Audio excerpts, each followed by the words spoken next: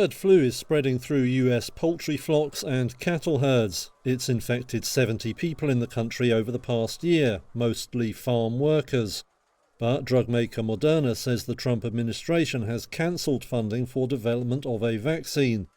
The firm was originally awarded $590 million by the Biden administration to advance work on the treatment.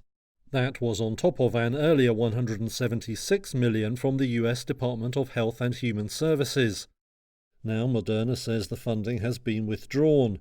An HHS spokesperson said a review showed the project did not meet standards required for federal investment. But a medical expert at Johns Hopkins University said the government was discarding what could have been an effective and fast tool to combat the disease. US Health Secretary Robert F. Kennedy has questioned the use of vaccines.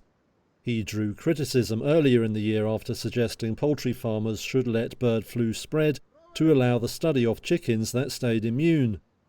Moderna now says it will seek alternative ways to develop and manufacture the vaccine.